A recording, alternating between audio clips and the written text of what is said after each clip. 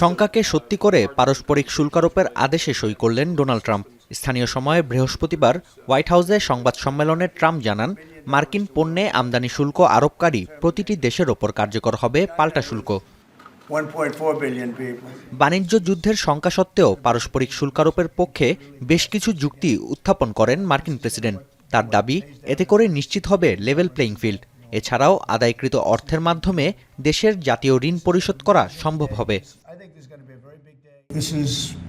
Going to be the thing that makes our country really prosperous again, and this is going to be what pays down to $36 trillion in debt and all the other things. And this is going to be this is an amazing day. I think this is going to be a very big day and in a very positive way for our country. চলতি মাসের শুরুতে ভারতে ঘোষণা করা হয় budget, যেখানে বেশ কিছু পণ্যের ওপর আমদানি শুল্ক কমিয়ে আনে বিজেপি সরকার। ধারণা করা হচ্ছিল ট্রাম্পকে সন্তুষ্ট করার মাধ্যমে পাল্টা শুল্ক এড়াতে এমন পদক্ষেপ নেন মোদি। যদিও মার্কিন প্রেসিডেন্টের অসন্তুষ্টি প্রমাণ পেল তার কথায়। জানান, অতিরিক্ত শুল্কের কারণে ভারতে ব্যবসা করা কঠিন। Traditionally, India is right at the top of the pack, pretty much. There are a couple of smaller countries that are actually more, but India is a they charge tremendous tariffs. India is a very hard place to do business in because of the tariffs.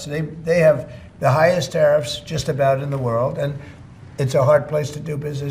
এদিকে still ও অ্যালুমিনিয়ামের ওপর 25% শুল্কারোপ প্রত্যাহার করতে যুক্তরাষ্ট্রের প্রতি অনুরোধ জানিয়েছে চীন।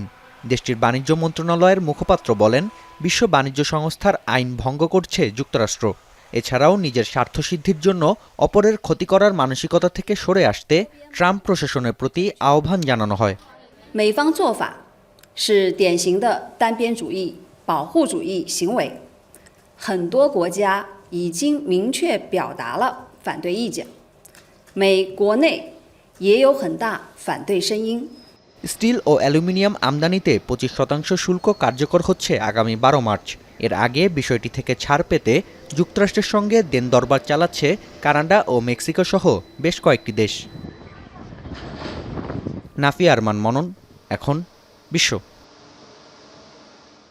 শাইনি চুলে এখন হবে সব হেয়ারস্টাইল। সিল্কোর দ্বিগুণ শাইনি চুল প্রতিদিন।